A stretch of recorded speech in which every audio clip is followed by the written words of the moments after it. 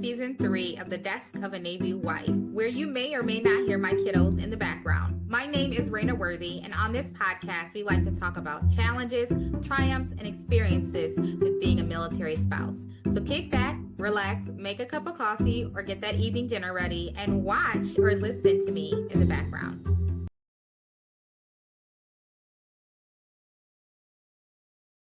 Hi, everyone. I am joined today by Annie, who is a part of the Military Birth Talk podcast, which I was honored to be able to be a part of that. I'm in episode 68 where I'm interviewed, so be sure to check it out. I will drop it in the show notes. Today on my podcast, she's joining me to cover her story, advocacy efforts, as well as mental health and this military life world. So again, thank you so much, Annie, for joining me. I'm excited to dive into these questions, get to know you a little bit more. Thank you so much, Raina. First of all, thank you so much for having me. I'm so happy that we were able to work this out. It's a pain scheduling with me because I live in Japan. So Raina was super flexible and really appreciate that. So I'm super happy to be here. My name is Annie. As I said, I live in Japan currently with my husband who's in the Marine Corps. So we've been stationed here in Japan for about 3.5 years. We have two little girls and we have two dogs who are important parts of the family. So I always have to mention them. And also they might like flap their ears or something noisy in the background. We just PCSed up to mainland Japan. I have a podcast. It's called the Military Birth Talk Podcast, where we share military related birth stories. So every birth story that you hear on there is going to be somebody who's either a military spouse or a service member. A couple of military healthcare providers come on and share their perspective, a couple of advocacy conversations. So it's really your very, very niche focus as far as birth story podcast goes. But military birth stories are so unique that I felt like they needed a home for themselves. So that's a little bit about me. That's awesome. Thank you again for sharing. With you talking about how it's very important to highlight the military community, especially our own stories with the military and your Military Birth Talk podcast. Can you share what ultimately inspired that endeavor and having that podcast and why you feel highlighting these military spouses or just the military community, highlighting their stories is important? Yes. So I was pregnant at the time, early, I think it was in my first trimester. I was taking a walk and I was listening to The Birth Hour, which is a fantastic birth story podcast. It's like the OG podcast. She's put out over 1,000 episodes. And I love listening to that. And I was taking a walk, I was listening to an episode. And at the same time, this is when I was stationed in Okinawa, there was a severe shortage of labor and delivery nurses at the military hospital there. And there's only one place that you can deliver um, through the military. So if you want to give birth at a hospital, there's one option in Okinawa. And there was this huge shortage of labor and delivery nurses, partially due to the just typical PCS churn, but also partially because the like overseer of the health system for the military had just removed healthcare benefits for civilian contractors. And there are a lot of civilian contractors on Okinawa. And so a lot of them left because they weren't going to get any health insurance. And so as a result, Kadena put out a statement saying that any pregnant person on the island between July and December who was 34 weeks or more would get sent off the island to give birth back to the States. 34 weeks? 34 weeks. And people were PCSing so I knew somebody who was like 28 weeks pregnant when she got to the island. And then the message came out the week that she got there and they were just going to have to turn around and go back. And a lot of people in the military families are pregnant, have babies. It's very common. And people just absolutely freaked out, obviously. And about 2 days later, they reversed the message and they were like, whoops, never mind. We'll figure it out because there was such an outcry. But it it it made me think about how, as I was taking this walk, listening to these birth stories, there are often these statements that are made that sound general to how people should handle their pregnancies, You're don't apply to the military. And so I was thinking about that, and then I was thinking about this crazy situation with 34-week pregnant women being shipped across the country to give right. birth, And that's or a sorry, long across the flight. world. Yeah, yeah. Yeah. Right, and not even being sent to their hometowns. They were Right. gonna be sent to the chosen, probably San Diego Medical, and then they'd have to, like, do postpartum in a hotel room and then get their baby a passport and then come back. Yeah. Just insane. And I was just like, it's so crazy what people giving birth in the military have to do that other people outside would just not believe if you told Mhm. them. They'd be like, that can't be right. There has to be some other part of the story you're not telling me. And it's, oh, that's actually the story. And it didn't happen in this case, but there are plenty of people that do have to do that that are they're in some remote location, Mhm. their care can't be handled there, and the military sends them across the world, and then they have to fly back 2 weeks Yeah. postpartum or whatever. So I feel like it would be so great to have a place to put all those stories where people could feel heard and seen, um, and believed right off the bat. That feeling of affinity and of camaraderie of these are all crazy stories, but we've all weathered the storm. We've all been through it together. So that was the initial idea. And then the amazing part is that I reached out to a woman named Amanda who runs the Military Birth Resource Network and Mhm. Postpartum Coalition, or MBRNPC, which is kind of a leading nonprofit to connect military families with birth and postpartum related resources around the globe. And I just wanted to ask her, hey, I had this idea for a podcast. Does something like this already exist? Because I don't want to duplicate efforts. And she was like, I have wanted to do that for years, but I don't have the time. I don't have the like skill set. Would you want to just come on our team and do it as a part of our team? Yeah. Yes, that's perfect. They already had the mailing list and the audience, and so I didn't have to do any of that figuring out how to get the word out, which is the hardest part of Right. podcasting. So that's how it got started, and so now I'm part of the podcast birth story. Which I'm so glad that you highlight these stories. They're just different things, challenges that we may face with this. And I'm glad that you have the opportunity to really showcase those voices. You have those real Right, life experiences like, hey, this is not rainbows and butterflies and unicorns all the time. And we're going to tell you the real deal. And other right. people know if they go through it, someone else similar has gone through some type of story and journey and maybe Yes. advocating for it. First, congratulations for meeting up with them and being able to do the podcast. I think that's awesome. Thanks. And Yeah. nonprofit, which I'm very big on supporting nonprofit. Yeah. Love that even more. Through your podcast, what mental health things have you noticed like often throughout the show through these stories? I think the number one thing that I have noticed as a pattern is actually what the guests themselves say when we finish recording. A lot of them will turn the recording off, especially if it was a hard story. They'll be like, talking about my experience helped me process and helped me heal from that experience, even if it wasn't like really bad. But birth is super intense, and talking about it, it's not something that you just bring up at a dinner party. I mean, unless you're like among like minded friends, which often Yeah. is the case for me. But for the average person, you're not just going to like dive into that. But it's such a transformative experience, and people don't have enough opportunities to talk about it. If you don't schedule time to talk about it, a year goes by and you're like, oh, now I've forgotten the details. So I think being invited to go back to that and process out loud through storytelling is really powerful. And I've had a lot of people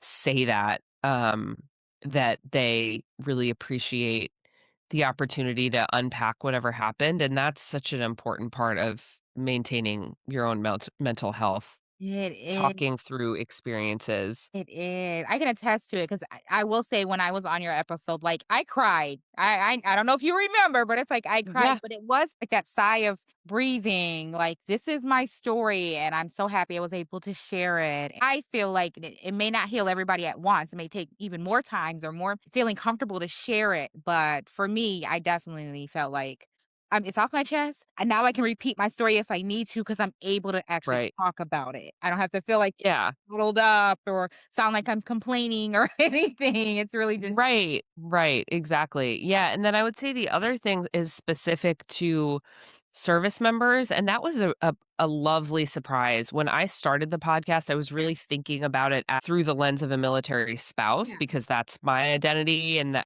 that was my own bias. When I started like pulling together the materials to like bring people on and pitch the show and have guests come on, I was like, "Oh, obviously we're going to have service members too." But I wasn't really thinking as much about their stories, and we got so many applications from the most incredible women who have gone through just unbelievable things to give birth and then to maintain excellence in their military jobs. Yeah. And so hearing from them, I think the one through line that most of the active duty women who have come on have said when they do their episodes is that they wanted to come on to help their peers.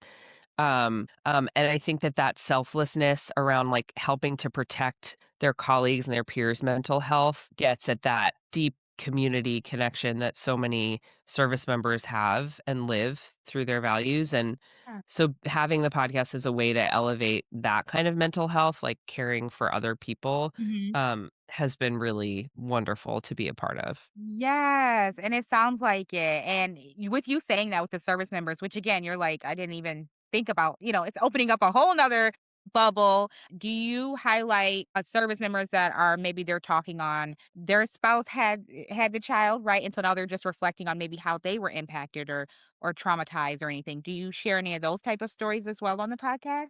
We haven't had very many of Okay. those, partially just from a gender perspective, like, we have more female listeners, and there Right. are far more heterosexual couples in the Yeah. military, so, like, just by default, like, Yeah. we end up having mostly women service members who have had babies. Unfortunately, we haven't had a lot of same-sex couples reach out to talk about their experience as spouses, and we don't have a lot of men who listen, Okay. although I will say, I know that a lot of the women who have come on have, like, encouraged their husbands specifically to listen, and we've had a couple of male spouses of service members who've come on say, "I listened and I learned a lot, and this has helped me, like, be a better leader for my female Marines or female airmen or whatever who might be going through this," and so I really appreciate that feedback. That's Yeah. amazing. And, future goals, because who knows? Maybe you can do like couples where they're kind of sharing, hey, this happened. Yes. I witnessed it, but watching them go through this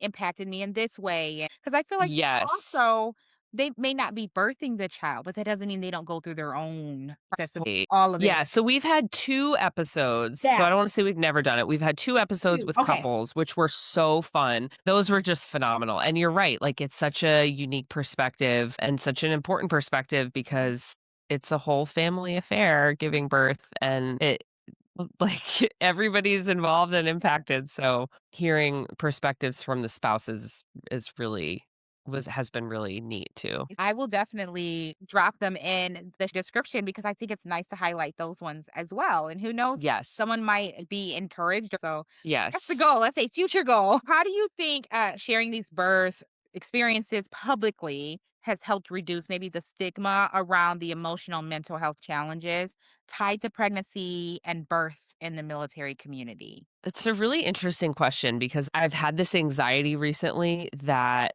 especially with the current, like, political, Culture.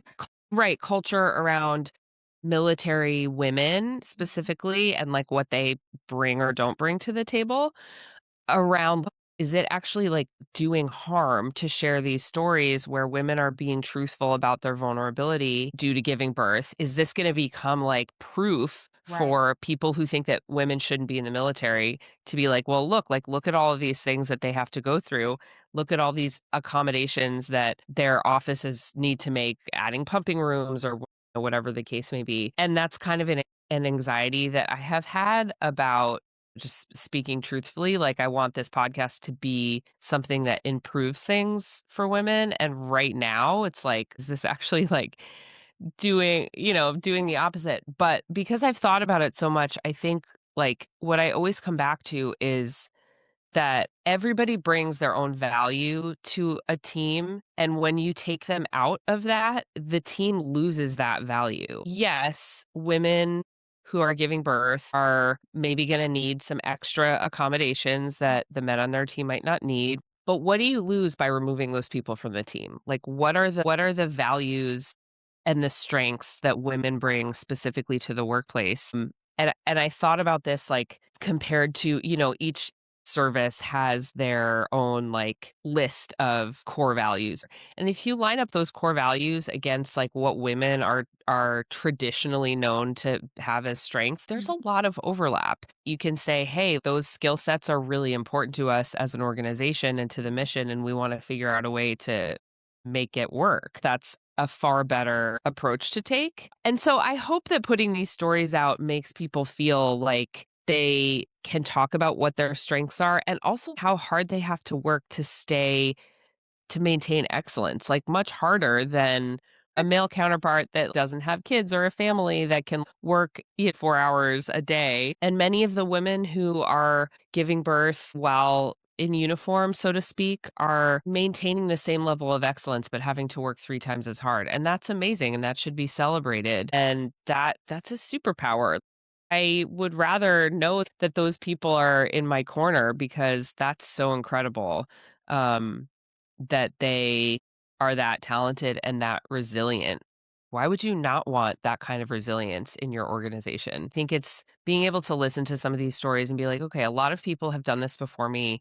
They've come out the other side smiling and finding joy in those experiences that to me seem impossible. I think that's really powerful too. Yes, and I will remain optimistic in that even though this culture is wild right now, that it will impact, like, the healthcare and receiving better healthcare, right? Us advocating for better healthcare, both for our service members that are pregnant, but also the military spouses as well that are going through this journey, and community members, different nonprofits trying to join and support, "Hey, where can I help?" The child development care centers, what can we include as we're building on our child development center. So that's gonna be the Yeah. optimism that these voices will help to raise that, because they may not Yeah. be aware. You don't know what you don't know, and they're like, "Huh, maybe we should work on that. Maybe we should change that," Right. ultimately. Totally.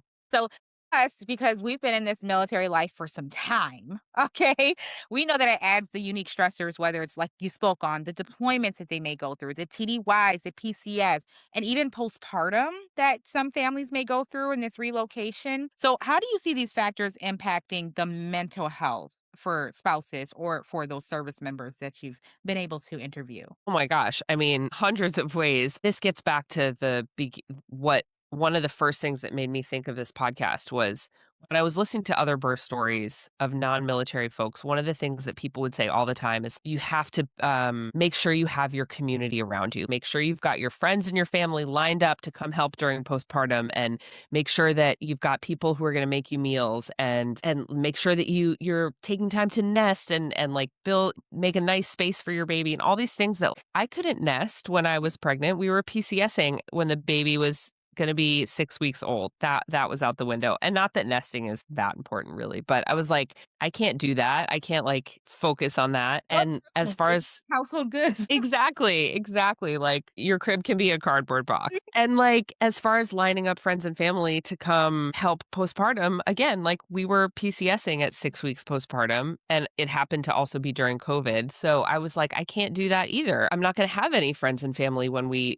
get there, because 'cause I'm not gonna know anybody." And so like, that is the kind of thing that I hear a lot from people being like, "I can't do the things that I thought I would be able to do with a new baby. I can't, like, have my best friend over for coffee when I'm feeling stressed out. I can't, like, just call my mom who lives 15 minutes down the road and say, like, 'Hey, I really need to take a shower. Can you come by quickly?' I can't introduce my child to my loved ones." That's a big one, and I think people feel really sad about that, and then you add on top of that, "Oh, and also, by the way, my husband is deploying, days after giving birth." And this is another thing, like, people wouldn't believe. We had in our second episode, we had somebody come on and her husband deployed 10 days after she gave birth to her second child. So she had a toddler and a newborn by herself, 10 days postpartum. And she did great. She did amazing, but it's I think for the first time you're facing down that tunnel, you're like, "Oh god, like, this is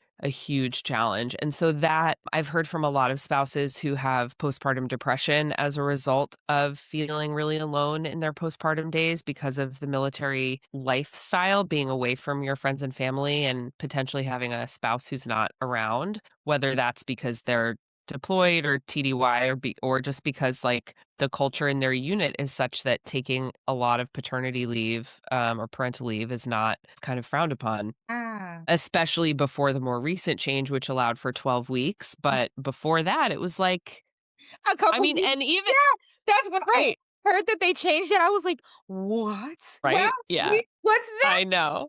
I've heard from people who are like, "We were done," but then when we heard about 12 weeks, we're like, "Maybe we should have another one just to have the Just to take advantage of the 12 just weeks. yeah, just to experience what it's like." And I say that jokingly, but, like, truly just to experience what it would be like to have the experience that you thought you were gonna have with your partner at home and somebody to help, Yeah, somebody to be there so you can take a nap in the middle of the day because you were up all night, like, those things are tremendously challenging. And again, this is really more specific to spouses, but that's what I hear a lot on the mental health front is just the challenge of doing it kind of on your own. And I put a little asterisk next to that because one of the more powerful things that I've heard is the ways that people mitigate that feeling of aloneness and mhm, loneliness. And I think the military community is ripe with opportunities to balance that, but from a mental health perspective, that is so hard.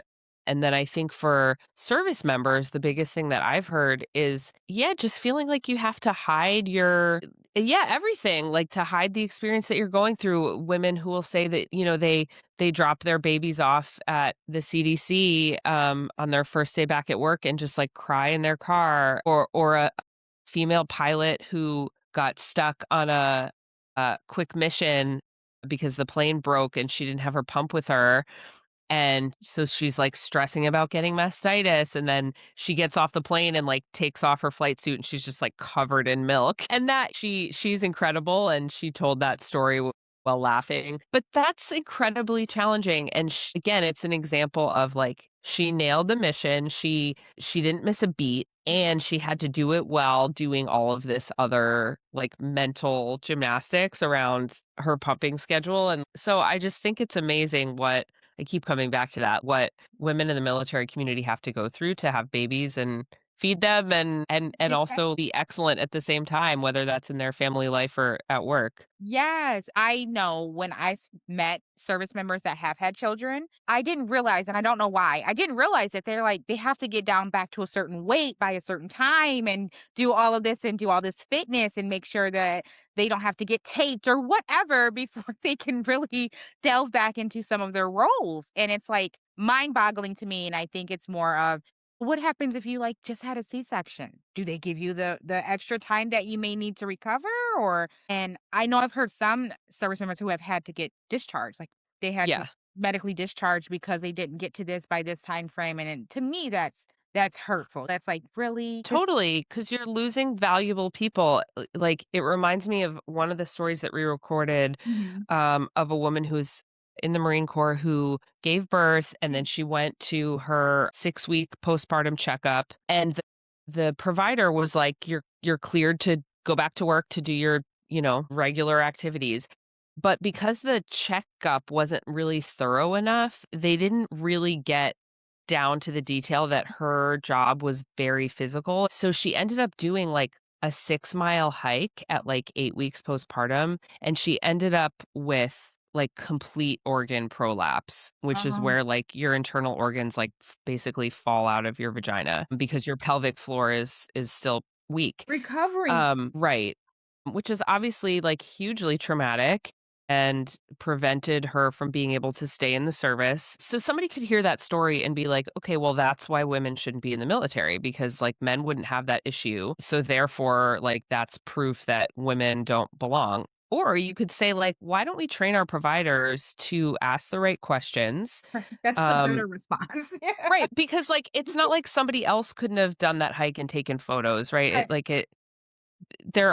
Everybody's replaceable in their jobs, like, in small ways, and had she been more protected, like, it would have been a relatively minor cost to the unit to protect her health in that moment, and then they wouldn't have lost her talent, and that's such a bigger loss than finding somebody in a really physical task Yeah. one time. So different things, just knowing. And I feel like if we could get these community members or the military leaders, just sit down and just listen to all these. Just sit down, Yeah. listen to all these, take notes on what can be changed, would be really beautiful, a good hope.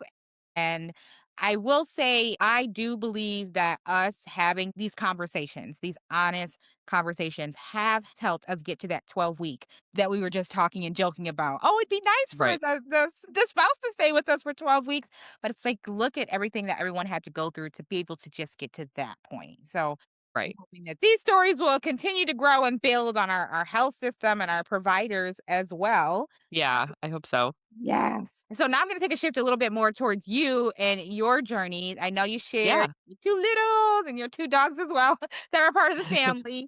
But what was your own journey with birth and motherhood, and how it has taught you about mental health and resilience? Oh my gosh. Yeah. So as I said, we had our first child during COVID.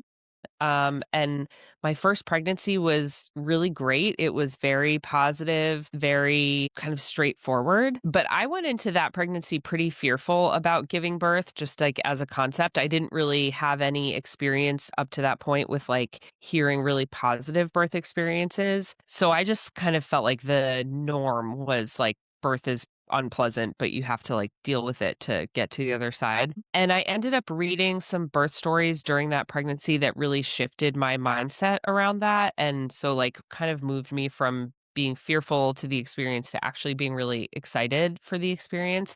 And that was one of the first ways that I think I noticed that I could have some measure of control over my mental health, that like staying in fear was not helpful for me and that I could actually like choose to think about things differently. And that's sort of a big tenet of hypnobirthing, which I took a hypnobirthing class during that pregnancy. Wow. Um We have to and I talk about that one. We need to talk about that. Yeah, yeah, it was really cool. I ended up, having a C-section because our first child was breech, Mhm. and so I didn't really use it in the same way that I had planned to, but a lot of the same principles and lessons were very helpful in terms of getting myself into a mind space that was helpful and supportive instead of keeping my body in fear and tension, and I've used those principles throughout the last 4 years in situations that have nothing to do with birth, in just painful or stressful situations. So it was kinda cool how, like, being pregnant started that journey for Yeah. me, but her birth was fine, it was a C-section, and then afterwards, we PCS'd like 6 weeks after giving birth, and my husband's he was in school that year, and the base that we moved to, the way that they did it was you arrived to the base and got on the housing wait list, and they put you in a hotel for, like, a few weeks Mhm. before now I hear about that all the time, but Yeah. then I had never the concept of doing that was like I was like, "What? Why? That we're gonna live in a hotel like, but we Where's have a the baby baby, and, like, we have 2 dogs, like, what do you mean we're gonna live in a hotel for 2 weeks?" One I could not believe it, and now it's like that's very common, so unfortunately, but common. that was so rough for me because I was still, in sort of a hard mental place postpartum. I definitely had the baby blues, I was really overwhelmed, and then we were living in this tiny space, that was kind of depressing, and it was super hot. It was the middle of the summer, so we couldn't Mhm. really in Kansas, so it was like 100 degrees out, so we couldn't really go outside that much, and it was just kind of a depressing way to start motherhood for me, Yeah. that 2 weeks, which just felt sort of being in a weird purgatory. And then things got a little bit better, but then around 4 months postpartum, I was like, "I don't really feel right. I just don't really feel like myself. I'm not really enjoying motherhood. Everything just feels a little bit dark." And so I reached out to my provider. I was really worried that taking an antidepressant would make me feel like numb, and instead it like woke me back up. Like I felt like it reconnected me to myself. I felt more myself. I was like better able to enjoy motherhood, less stressed and anxious about the little things, and it just totally it was a total lifesaver. That was my mental health kind of journey with that first one. And then about a year went by, we decided we wanted to get pregnant again. We did. By this time, we were in Okinawa, Oh, so we had actually just PCS to Okinawa, and a month or so after we arrived, found out that we were pregnant, and 10 or 11 weeks, we got the genetic screening done, and we really only got it done to find out the sex of the baby, like, that was our main reason for getting it, but yeah. that was why we really wanted to get it, so I wasn't even really thinking about the genetic I just took it for granted that Right. everything would be fine, and we found out in that screening that the baby had screened positive for trisomy 18, which is a fatal it's traditionally not compatible with life condition. Mhm. Most of the babies who have it either die during pregnancy or during childbirth or within, like, a week of life. The only healthcare option was the military, and I'll just give a warning here for, any listeners who might not wanna hear about pregnancy termination or abortion. I will be talking about that, so feel free to skip through that if that's not something you wanna hear about. But we did decide that we wanted to terminate the pregnancy knowing that our child would die.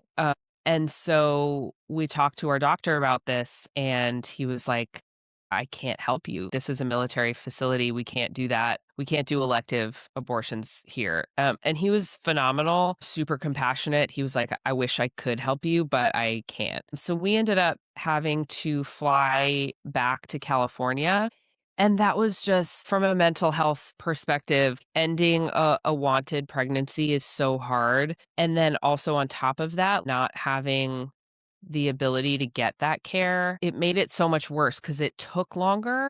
And this is the thing that frustrates me. Like, I have respect for anybody who has any type of opinion about abortion because it's Mhm. such a personal thing. There's no objective right or wrong answer. I think it's just a personal Personal. like Yeah. based in your personal beliefs. So, but what does frustrate me about the conversation often is when people talk about like later abortions, like people don't want to get abortions later. Nobody wants to do that. Like, Go through. it yeah, nobody wants to go through a longer time being pregnant if that ultimately that's not how it's gonna end up, and that's how it was for us, extra weeks, and so, like, sitting 4 a.m. having to call clinics back in the States with, like, a 17-week pregnant belly was Yeah. horrible, and again, with the mental health component, we weren't around our friends and family, and we didn't really know who we could talk to because you don't Right. really know how people are gonna feel about that. Uh, but I will say that flying back and being at a clinic that was really trained in compassionate care around these things was very healing. And I ended up actually being grateful that we did that because we were with a staff who was really familiar with this type of situation and was very well trained in clearly in how to talk to families going through this and how to care for them really well, and that felt really healing after having gone through what we had just gone through. And so we came back to Okinawa, and then we're very fortunate a few months later I got pregnant again, and that is now our almost 2-year-old. That pregnancy was super joyful, and I sort of made the decision to Mhm. not let my mental health spiral during that. I think at the beginning, I was kind of when people would talk about the due date or the baby coming home in my head, I would be thinking if she's born, not when. Yeah. And it took kind of a long time to, like, fully pull myself out of that, but my husband and I both were really just want to be in joy in this pregnancy and just be happy and not spend the entire time worried, and that's really hard after pregnancy loss because you know what can happen and you're fully awake to all of the possibilities of things that can go wrong, but I think practicing being in the moment was such an important thing for my mental Mhm. health throughout pregnancy and having young kids that I really had to just apply that to this pregnancy, and every day I would wake up and be like, "She's here. She's still here. She's still healthy. I can feel her kicking. So I'm gonna be present in joy today and not in fear." And for the most part, it was a great pregnancy, and it was a really amazing experience. And after that, Yeah. my husband did have to go on a 2-week TDY when she was 2 weeks old. So I had the toddler and the baby, just like all these other stories before me, Yes. and that was super hard. Thankfully, I had stayed on that prescription, so I actually asked my provider to increase it a little bit, knowing that I was heading into this sort of darker period, and that helped a bit, but it was very, very hard. I'm super emotional postpartum. I think some people are just really blissful and euphoric. That really hasn't been my experience. It feels very, like, dark and heavy for me much of the time, and to feel that way and also not have my partner with me was really, really hard emotionally. So, again, that mental health thing, like, it goes up and down, and I really needed to lean on the military community. Like, there are things that being a part of that community presents, the opportunities that I think are huge blessings that aren't as easy to find outside of the military community. We lived in a neighborhood, like a cul-de-sac with like 20 other units, and they made a meal train for us. So we didn't have to cook at all for like a month, which was amazing. I had a scare 4 days postpartum with my blood pressure and ended up having to go spend a night at the ER. And so, like, our neighbors brought over formula so that the baby wouldn't be hungry, and because I was breastfeeding and we didn't have any in the house. If we had been out in the civilian world, it might have been harder to come by those resources so quickly. Whereas when you live on base and you have neighbors right there, you just text your like neighborhood group chat, can somebody drop a can of formula at my house? And it was there within 3 minutes. Yeah. So I think that you really have to like do the work to create those communities and to create those support systems. And you have to commit to it every time you move, which kind of sucks. You don't always want to. You're like, oh, I don't want to start over again. I know, but you just have to do it because it's so important, and you never know when you'll need it, but also you never know who else might need it, who might need whatever you have to offer, and those relationships end up being so wonderful. Ooh, they Yeah. do, like, lifetime for sure for a lot of Yeah. relationships. Yeah, absolutely. So much for sharing your story and being comfortable enough and transparent enough to share just the different mental health phases you went through, the different challenges that you went through, and especially with that tough topic that, like you said, people are maybe torn on, right? It's your personal Mhm. choice. And I'm sorry that you had to go through it. I am happy that you chose joy, like at the end, as far as how you were going to attack certain things and you advocated for yourself ultimately, is what it sounds like. You didn't stay in silence. You're like, hey, I need this. I need this. This is what we're going to do. This is the support I need. And so you just showcasing that is strength and resilience in its own. And so I just want to take the time to tell you that you are very Thanks. strong and resilient and you went through something that is very difficult that not everyone has gone through or will go through.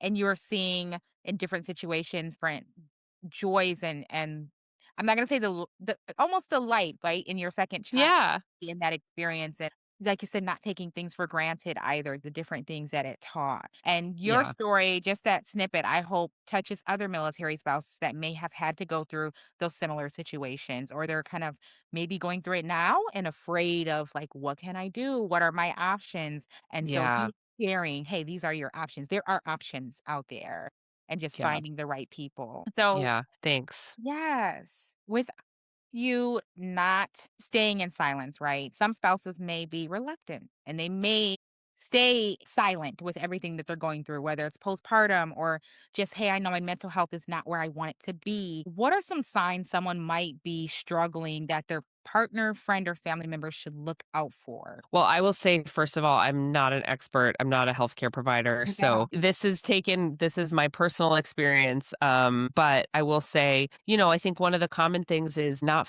being able to find joy in the things that normally make you happy. So if you typically really enjoy watching a movie at the end of the day or sitting and having a cup of coffee at the beginning of the day on the couch with your dogs or whatever, whatever it is, taking a walk. If those things are not the thought of doing those things feels like a chore or something you're not interested in, I think that's a really big one.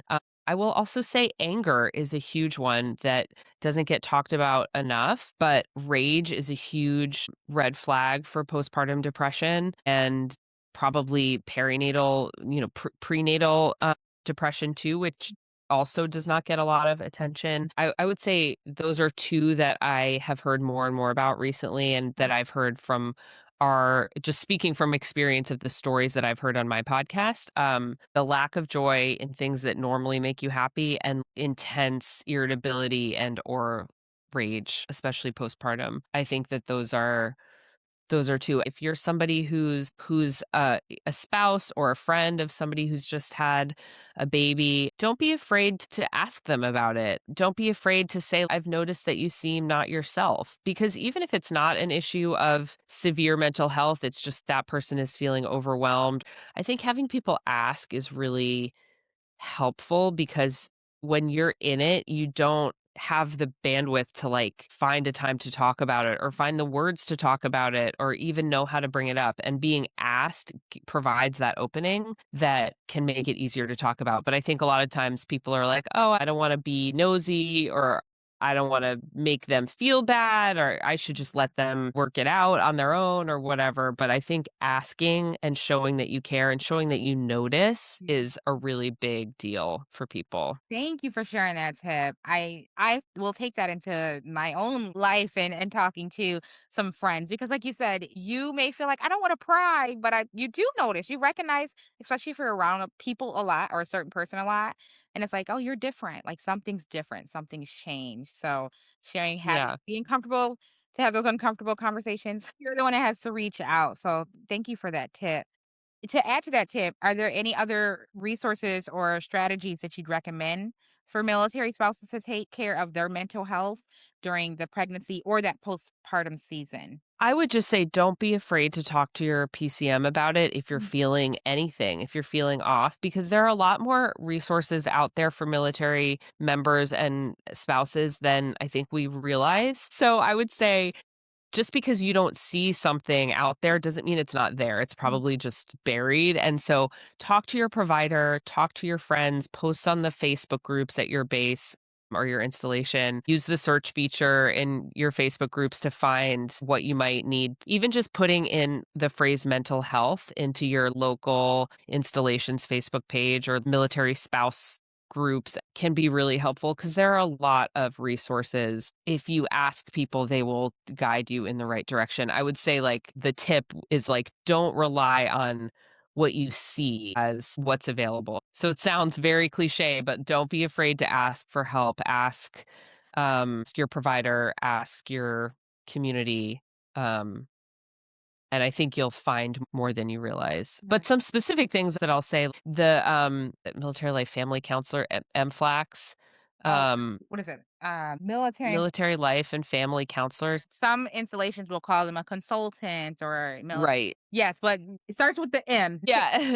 MFLCs, they're around. They're everywhere. So chances I think it's required. So you will probably have one or more of those. And they are phenomenal.